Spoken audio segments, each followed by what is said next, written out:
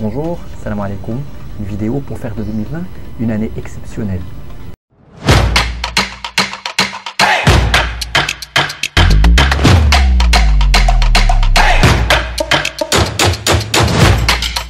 Audio Jungle.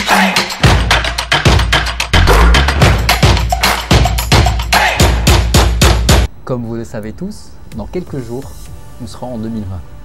Alors, une nouvelle année, c'est toujours un peu magique parce qu'on a cette impression d'effacer toute une année avec, on laisse tout derrière et puis on entame une nouvelle année avec de nouvelles ambitions, de nouveaux rêves, etc. Une nouvelle année, c'est aussi l'occasion des fameuses nouvelles résolutions, les résolutions de la nouvelle année. Et donc, on débute l'année avec pas mal d'ambitions, pas mal de rêves pour cette année et pas mal d'attentes. Et puis, très souvent, on se rend compte que au milieu de l'année ou parfois à la fin du premier trimestre, on a déjà commencé à laisser tomber nos ambitions et nos bonnes résolutions. Ce que je vous propose aujourd'hui, c'est justement comment avoir plus de contrôle sur sa vie et en commençant par cette nouvelle année. Quoi de plus formidable, on commence une nouvelle, pas qu'une nouvelle année, c'est une nouvelle décennie carrément. Et donc je vais partager avec vous comment est-ce que moi comment est-ce que j'ai appris, comment est-ce que j'ai compris qu'il y avait certaines choses qui fonctionnaient plus que d'autres. Et c'est une planification de, pas que de mes nouvelles résolutions, mais de mes ambitions pour l'année. Alors ce plan-là est très simple, il va nous permettre de nous concentrer sur 6 aspects de notre vie. Le premier est l'aspect financier, le deuxième est celui de la famille, ensuite on passe à l'aspect boulot ou business selon les cas.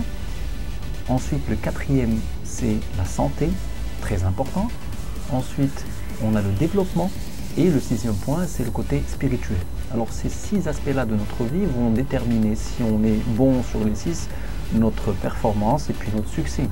Ce que je vous propose est de prendre une feuille, un bout de papier et puis de commencer à avoir les 6 cases, une pour les finances, l'autre pour la famille, troisième pour le business, la quatrième pour la santé, le développement et puis le côté spirituel.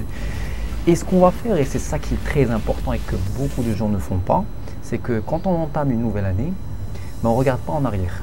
Et très souvent, les raisons qui font qu'on n'arrive pas à atteindre nos objectifs sur l'année qui arrive, ce seront les mêmes qui ont fait qu'on ne les a pas atteints l'année d'avant.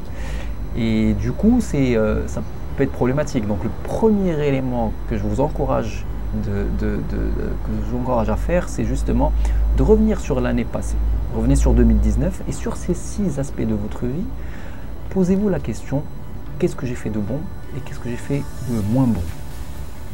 Et ça sera une sorte de diagnostic de votre année. C'est super important, on le fait dans le business, on le fait dans pas mal de choses, avec les sportifs on le fait aussi. C'est une sorte de rétrospective sur l'année passée. Parce qu'en comprenant ce qui s'est passé sur l'année d'avant, on va pouvoir mieux planifier pour l'année qui arrive. Une fois que vous aurez eu un diagnostic assez... et de toute façon c'est pour vous que vous le faites, donc soyez véritablement sincère avec vous-même. Ne vous mentez pas. Pour l'année 2020, pour chacune de ces cases, vous allez remplir 2 choses. Vos objectifs et les rituels que vous allez mettre en place pour atteindre ces objectifs. On va dire par exemple sur l'aspect santé, vous allez dire cette année, je veux me mettre au sport. Et avec des objectifs réels, c'est-à-dire des chiffres SMART qu'on pourra voir par la suite. On va dire, je vais faire au moins 3 séances de sport par semaine. Et les rituels, c'est par exemple, je vais commencer à dire tous les lundis, mercredis, vendredis, je ne rate pas ma séance de sport d'1h30. Ou bien, ça peut être quelque chose de beaucoup plus simple, c'est marcher 2 fois par semaine, faire 30-45 minutes de marche 2 fois par semaine, les dimanches matins et puis les mercredis soirs. Ça peut être quelque chose comme ça, mais une fois que c'est noté sur mon document, c'est un engagement moral. Et sur tous les autres aspects de votre vie, vous allez faire la même chose. Vous allez avoir un document que vous allez... un des conseils que je donne, c'est de le plastifier et de le mettre dans un endroit visible. Parce qu'il faut que vous le voyez. Les choses qui ne sont pas visibles, forcément, le cerveau ne les assimile pas et donc ça ne se transforme pas en réalité. Donc imprimez-le, mettez-le dans un endroit que vous voyez tous les jours. Vous savez, c'est comme dans la pub ou dans la musique, il y a certaines choses qui marchent avec la répétition. Donc on les entend tellement de fois qu'à certains moments on commence à les chantonner ou à chanter quelque chose sans qu'on s'en rende compte.